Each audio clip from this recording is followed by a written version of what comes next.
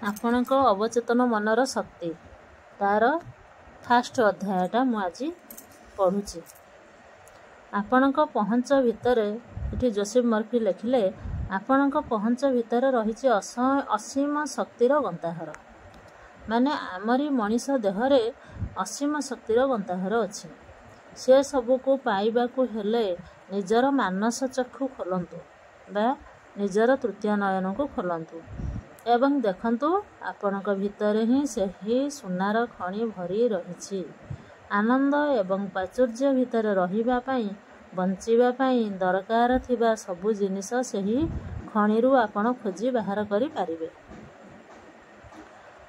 ଅଧିକାଂଶ ଲୋକ ନିଜର ସାମର୍ଥ୍ୟ ବ୍ୟବହାର କରିନଥାନ୍ତି କାରଣ ସେମାନେ ଏହି ଖଞ୍ଜଣା ବିଷୟରେ ଅନଭିଜ୍ଞ ଥାନ୍ତି।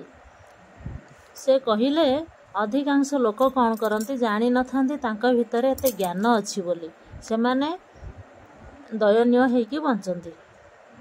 ଅନନ୍ତ ବୁଦ୍ଧିମତ୍ତା ଏବଂ ସୀମାହୀନ ପ୍ରେମ ଯେ ସେମାନଙ୍କ ଭିତରେ ହିଁ ଲୁଚିକି ରହିଛି ଏବଂ ସେମାନେ ଯାହା ଚାହିଁବେ ତାହା ସେଥିରୁ ବାହାର କରିପାରିବେ, ସେ ବିଷୟରେ ସେମାନେ ସଚେତନ ନଥାନ୍ତି।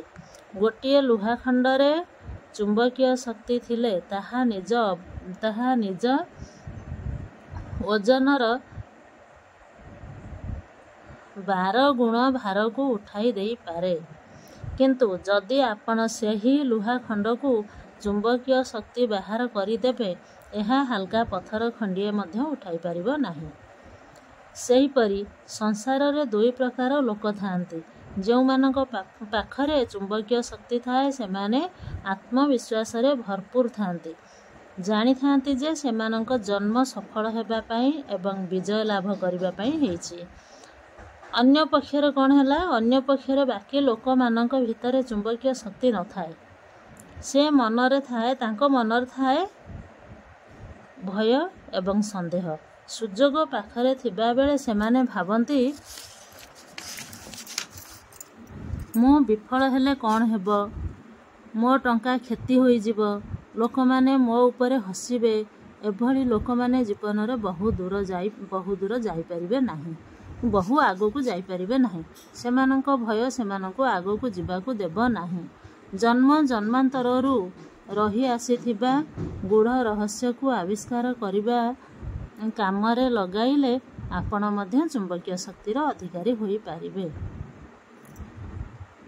ଏଥିରେ ରାଇଟର ଯୋସେଫ ମର୍ଫି କହିଲେ, ଆପଣଙ୍କ ଭିତରେ ଯେଉଁ ଗୁଣ ଅଛି ଆପଣମାନେ ତାକୁ ବାହାର କରନ୍ତୁ ଆଉ ସୁଖ ଐଶ୍ୱର୍ଯ୍ୟ ପ୍ରାଚୁର୍ଯ୍ୟ ଭିତରେ ବଞ୍ଚନ୍ତୁ। ଅଭାବ ଅନାଟନ ୟାକୁ ସବୁ ଦେଖନ୍ତୁନି। ନ ଦେଖିକି ଆଗକୁ ବଢ଼ିବାକୁ ହେଲେ ଆପଣଙ୍କର ଗୁଣଟାକୁ ବାହାର କରିବାକୁ ପଡ଼ିବ। ଆପଣ ସମସ୍ତଙ୍କ ପାଖରେ କିଛି ନା କିଛି ଗୁଣ ଅଛି, ସମସ୍ତେ ବାହାର କରିପାରିବେ। ତେଣୁ ଭୟ ଆଉ କ୍ରୋଧ, ହିଂସା ଏଗୁଡ଼ାକ ଛାଡ଼ିଲେ ଯାଇକି ଆଗକୁ ବଢ଼ିପାରିବେ ସମସ୍ତେ। Thank you.